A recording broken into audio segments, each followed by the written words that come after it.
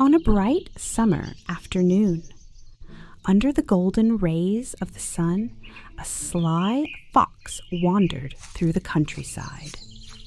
His stomach growled loudly, echoing in the quiet air. He had been searching for food all day, but hadn't found a single crumb to ease his hunger.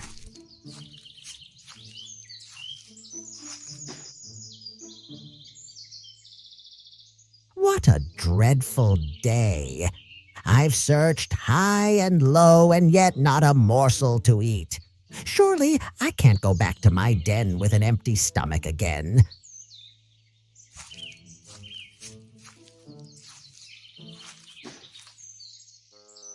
The fox continued his journey, his nose sniffing the air desperately for any hint of food.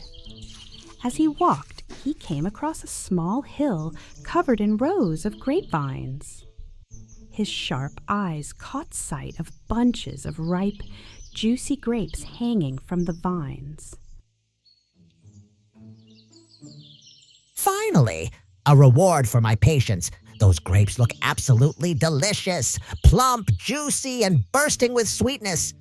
Just what I need.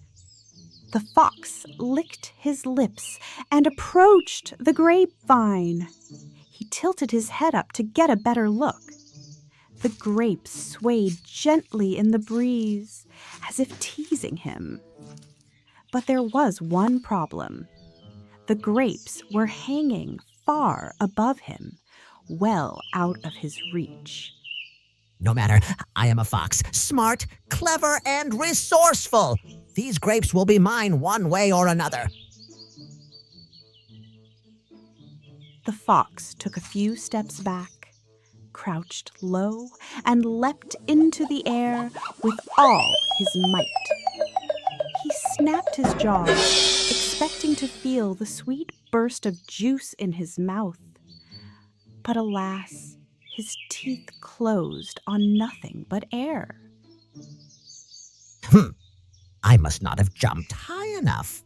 Let me try again.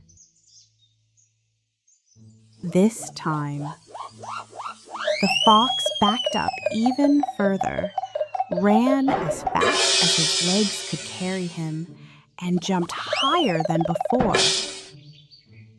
But once again, the grapes remained out of reach, swaying mockingly in the wind. This can't be!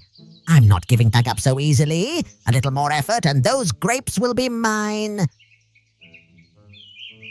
The fox tried again and again. He jumped from different angles, climbed a nearby rock to get closer, and even attempted to shake the vine with his tail. But no matter what he did, the grapes stayed just as far away as they were before. Why are these grapes so high? It's as if they're mocking me. This is unfair. After what felt like hours, the fox finally collapsed on the ground. Exhausted, he lay there, breathing heavily, staring up at the grapes that now seemed farther away than ever. Well, who needs those grapes anyway? They're probably sour and unripe. I'm sure they taste terrible. Why waste my energy on something so worthless? The fox stood up, brushed the dust off his fur, and turned his back on the vineyard. He walked away, holding his head high, as though he didn't care about the grapes at all.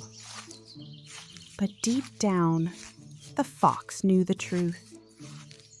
He hadn't rejected the grapes because they were sour. He had given up because he couldn't reach them. There are better things waiting for me elsewhere. Grapes? Who needs them? As the fox disappeared into the woods, the grapes swayed gently in the breeze, still ripe and untouched. The vineyard grew quiet again, waiting for the next visitor who might have the courage or the height to reach the grapes. Moral of the story: